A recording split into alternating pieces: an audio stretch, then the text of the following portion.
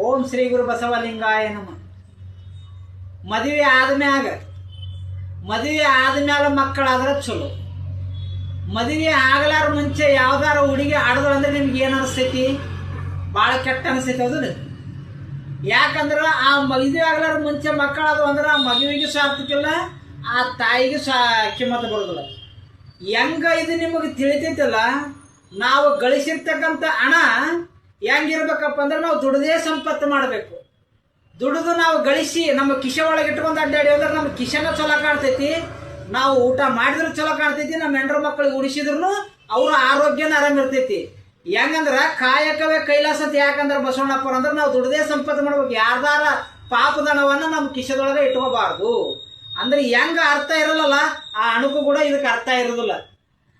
ಅದಕ್ಕೆ ಕಡಕೊಳ ಮಡಿಯೊಳಪ್ಪರು ಬಹಳ ಸುಂದರವಾಗಿ ಆಡ್ಯಾರ. ಒಂದು ಧನವ ಗಳಿಸಬೇಕೆಂತದು ಇದು ಯಾರಿಗೆ ಕಾಣಾದಂಥದು, ಧನವ ಗಳಿಸಬೇಕೆಂತದು ಇದು ಯಾರಿಗೆ ಕಾಣಾದಂಥದು, ತನುವಿನ ಮನದಲ್ಲಿ ಧನವ ಗಳಿಸಬೇಕು ಹೌದು ಹೌದು ಹೌದಂಬಂತದು ಈ ಜನರಿಗೆ ತಿಳಿಯಾದಂಥದು, ಧನವ ಗಳಿಸಬೇಕೆಂತದು ಇದು ಜನರಿಗೆ ತಿಳಿಯಾದಂಥದು, ಮುಟ್ಟಲೆ ಬಾರದಂತದು ಅದು ಸುಟ್ಟರೆ ಬಾರದಂತದು, ಕಟ್ಟಿದ ಗಂಟು ಬೈಲೊಳಗಿಟ್ಟರೆ ಮುಟ್ಟಲೆ ಬಾರದಂತದು ಈ ಜನರಿಗೆ ತಿಳಿಯಾದಂಥದು.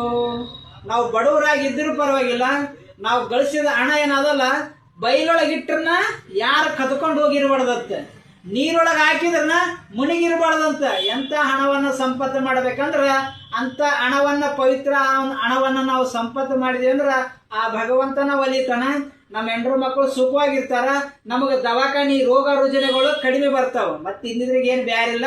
ದಯವಿಟ್ಟು ನಿಮ್ಮೆಲ್ಲರಿಗೆ ಯಾರು ಸಬ್ಸ್ಕ್ರೈಬ್ ಮಾಡಕ್ ಹೋಗ್ಬೇಡ್ರಿ, ನೀವು ನೋಡಕ್ಕೂ ಹೋಗ್ಬೇಡ್ರಿ. ದಯವಿಟ್ಟು ನಿಮ್ಮೆಲ್ಲರಿಗೆ ಶರಣಾರ್ಥಿ.